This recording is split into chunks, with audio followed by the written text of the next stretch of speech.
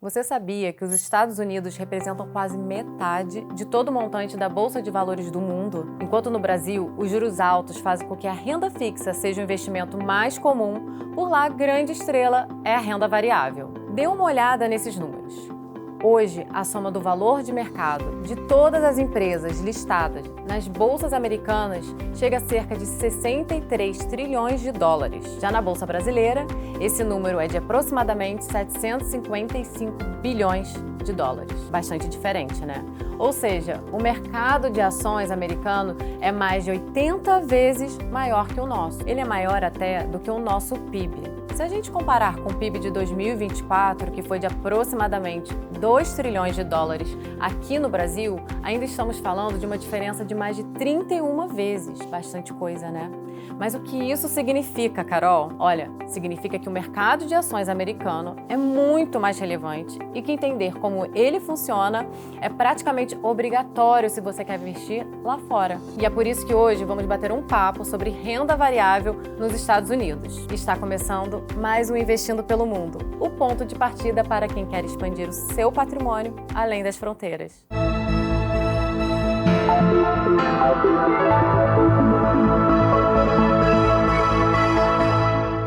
E se você ainda tem dúvidas sobre renda variável nos Estados Unidos, pode ficar tranquilo. Hoje eu recebo aqui um expert que vai explicar tudo para você. Vitor Mello, obrigada por ter vindo aqui pela primeira vez, né? Você aqui no Investindo pelo Mundo. Tudo bem, Carol? Obrigado você pelo convite. Vitor, para começar, vamos explicar aqui para quem está nos acompanhando quais são as principais diferenças entre investir em renda variável no Brasil e renda variável lá fora.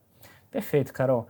Essa é uma pergunta que eu recebo bastante até, né? O pessoal sempre tenta entender quais são as principais diferenças desses dois mercados. Um é o nosso mercado local que a gente conhece há bastante tempo, em contrapartida tem um mercado global que antes você precisava ser um investidor muito grande para ter acesso e hoje em dia você não precisa mais. Eu acho que, Carol, a principal diferença é de fato a exposição a setores que a gente tem uma dificuldade um pouco maior de encontrar no nosso mercado local.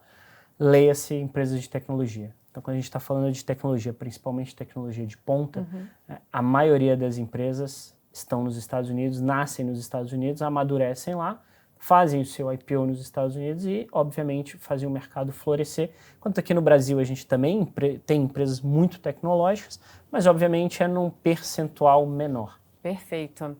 E agora vamos falar quantas empresas estão listadas nas bolsas americanas. Você já falou aí de um setor que é uma oportunidade muito boa para quem não está, né, investindo, quem só investe aqui. Agora, quantas empresas tem lá na Bolsa Americana? Muito diferente aqui do Brasil? É muito diferente. Acho que na sua abertura você já falou um pouco sobre isso, né, Carol? Inclusive, o mercado americano ele é um mercado muito mais amadurecido, com uma liquidez muito maior, uma capitalização de mercado também muito maior, você também já trouxe o dado aqui.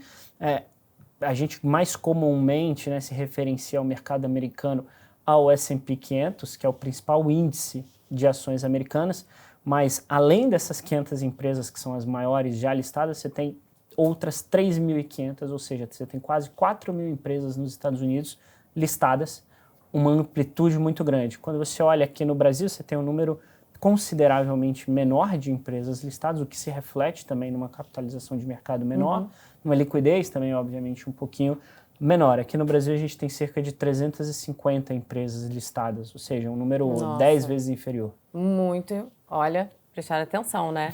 E agora você já falou de setor, né? O setor de tecnologia também, tem algum outro setor que assim a gente não vê ou é muito pequeno aqui no Brasil e lá fora é muito relevante? Eu acho que, como a gente veio comentando, né, cara, acho que o momento de maturação dos mercados ele é bastante diferente. O setor de tecnologia, ele sem dúvida nenhuma, ele chama muita atenção em relação também à sua maturidade. Acho que se eu tivesse que listar alguns setores, e aí aqui no Brasil a gente também tem uma participação muito relevante nas nossas bolsas, do setor financeiro, do setor de saúde, que são setores nos Estados Unidos que são setores bastante grandes também, o segundo e o terceiro maior setores do S&P 500, do principal índice de ações dos Estados Unidos.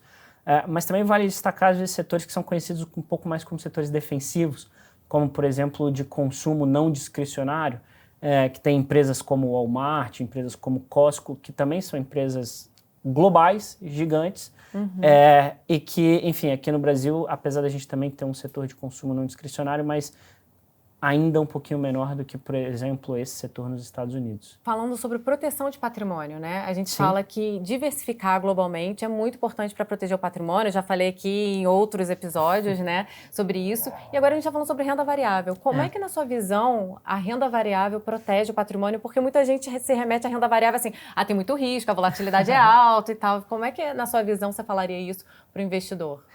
Eu acho que essa é uma oportunidade muito boa de falar um pouco sobre isso, né, Carol? É inclusive uma dúvida que ainda não foi respondida no universo financeiro, é de fato exatamente o que é risco.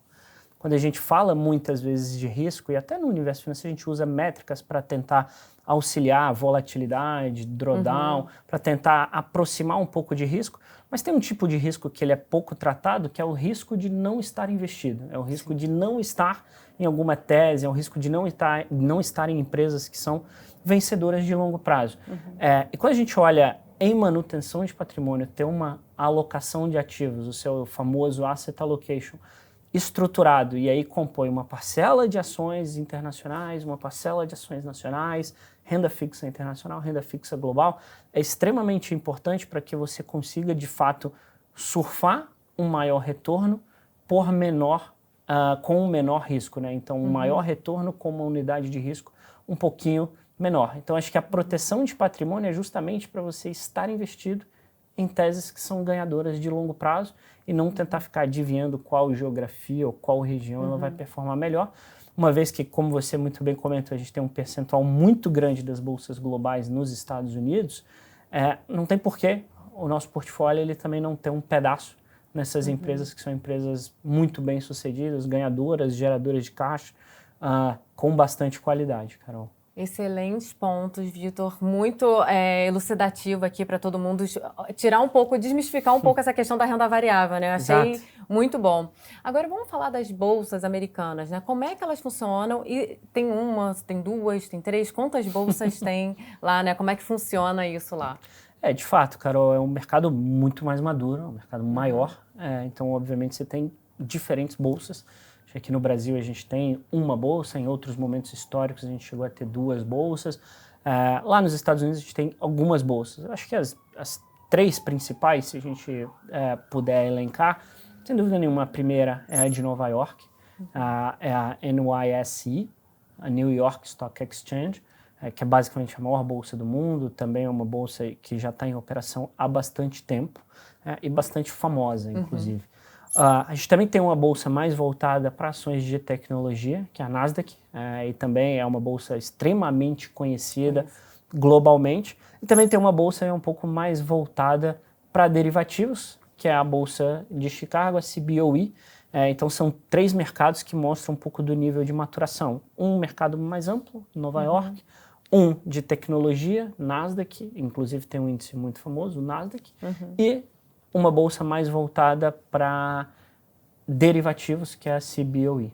Vitor, muitos bons pontos. Agora, para a gente terminar aqui essa parte, tá? Fala para o investidor quais são as principais vantagens e os principais riscos de investir na renda variável. Acho que, Carol, as principais vantagens elas são claras, né? Ter exposição ao mercado que vem performando muito bem e não é nos últimos 2 anos, apesar da ótima performance dos últimos 2 anos, mas não é apenas nos últimos 2 anos. Nos últimos 25 anos, o S&P, que é o principal índice de ações nos Estados Unidos, sobe mais de 600%, anualmente, o que é um retorno anual de perto de 8% em dólar, justamente por fundamentalmente as companhias americanas performarem muito bem, entregarem resultados, lucros, uma geração de caixa forte, uma capacidade de inovação muito alta. Então, estar exposto a um ambiente fundamental muito positivo, assim como o ambiente macroeconômico também, né? Bastante diferente do que a gente comumente vê. Em relação a riscos, e aí eu acho que cada investidor tem um pouco do seu, como eu comentei há pouco tempo atrás, risco sempre é difícil de mensurar e sempre tem um quê de subjetividade, mas sem dúvida nenhuma, questões que a gente precisa prestar atenção no investimento no exterior sem dúvida a moeda também, sem dúvida o ambiente político. Obviamente quando a gente fala de Estados Unidos é fácil, mas outras regiões têm ambientes políticos também que fazem bastante preço dentro dessas empresas. Então, toda essa gama de fatores ela é bastante importante no momento de investimento offshore em outras regiões. Perfeito, Vitor. Esse papo tá muito bom. Eu acho que assim, não tem como, a gente vai ter que fazer uma parte 2. Desculpa, você vai ficar um pouquinho mais aqui, porque eu acho que tem muito assunto aí para falar de renda variável, né? Então, vou te convidar aqui para a gente voltar para fazer um parte 2 aqui desse tema. Claro, fechado. Se você tem alguma dúvida sobre o que já falamos até aqui, deixe nos comentários e até a próxima.